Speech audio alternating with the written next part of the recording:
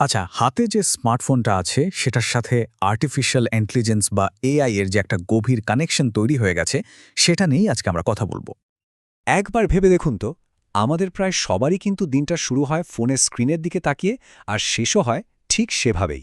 মানে ফেসবুক বা ইনস্টাগ্রামে ঘন্টার পর ঘন্টা রিলস দেখতে দেখতে কখন যে সময় চলে যায় টেরও পাওয়া যায় না।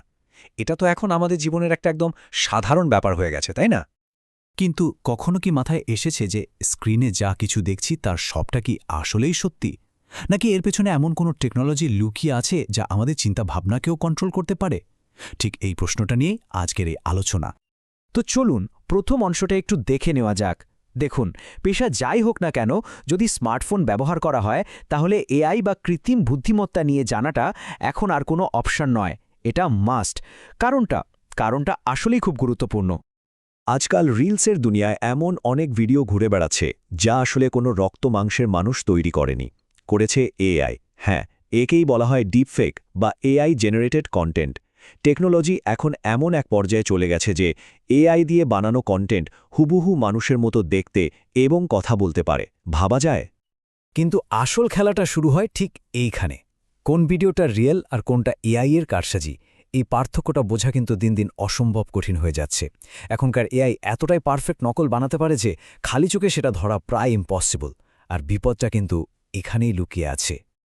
কারণ এই পার্থক্যটা যদি না বোঝা যায় তাহলে ঝুঁকিটা কিন্তু মারাত্মক। একটা ফেক নিউজ বা ভুল ভিডিওর ফাঁদে পড়ে শুধু যে ব্যক্তিগত জীবন নষ্ট হতে পারে তাই নয়, সামাজিক সম্পর্কেও বিশাল ফাটল ধরতে পারে।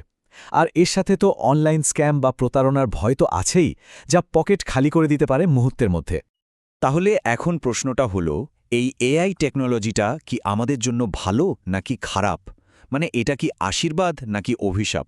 চলুন একটা কয়েনের দুই পিঠের মতোই এর দুটো দিকই একটু ভালো করে দেখে নেওয়া যাক। প্রথমে ভালো দিকটা দেখি। দেখুন, পড়াশোনা হোক বা কাজ, এআই কিন্তু একটা অসাধারণ হেল্পিং হ্যান্ড। কোনো কঠিন টপিক বুঝতে হবে, বা ধরুন কয়েক সেকেন্ডে একটা ইমেল লিখে ফেলতে হবে, কিংবা অফিসের বোরিং কাজগুলো চটজলদি সারতে হবে, এআই টুলস থাকলে এসব কোনো ব্যাপারই না। যারা এটা ঠিকঠাক ব্যবহার করতে শিখে যাবে তারা কিন্তু অন্যদের চেয়ে কয়েক কদম এগিয়ে থাকবেই। কিন্তু এর একটা উল্টো দিকও তো আছে, তাই না?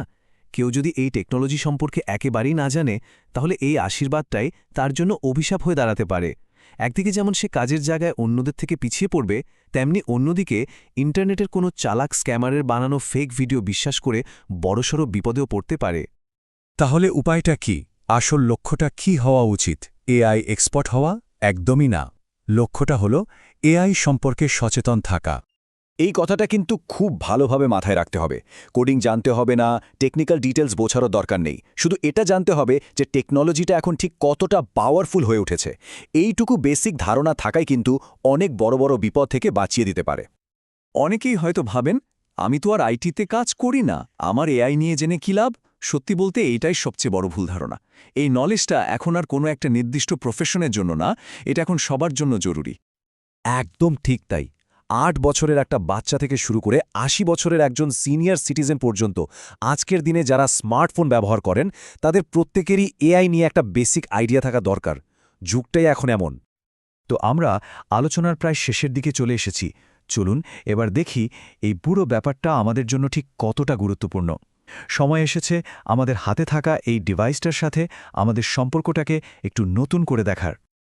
হাতে থাকা স্মার্টফোনটা এখন আর শুধু গান শোনা, সিনেমা দেখা বা গেম খেলার একটা যন্ত্র নয়। এটা এখন আমাদের জ্ঞান, আমাদের কাজ, এমনকি আমাদের পার্সোনাল সেফটিরও একটা অংশ। তাই এর আসল পাওয়ারটা ঠিকঠাক বুঝতে হবে। সুতরাং আমাদের মাইন্ডসেটে একটা ছোট্ট কিন্তু খুব জরুরি পরিবর্তন আনতে হবে। স্মার্টফোনকে দেখতে হবে একটা শক্তিশালী টুল হিসেবে, আর এর একজন প্যাসিভ ইউজার না হয়ে হতে হবে একজন অ্যাওয়্যার বা সচেতন ইউজার। কারণ টেকনোলজির সাথে তাল মিলিয়ে না চললে পিছিয়ে পড়ার ভয়টা কিন্তু থেকেই যায়। তাই শেষ করার আগে এই প্রশ্নটা সবার জন্য, হাতে থাকা স্মার্টফোনটা কি তাহলে সবচেয়ে বড় শক্তি নাকি সবচেয়ে বড় দুর্বলতা? উত্তরটা কিন্তু নির্ভর করছে শুধুমাত্র সচেতনতার উপর। তাই সতর্ক থাকতে হবে আর শিখতে হবে।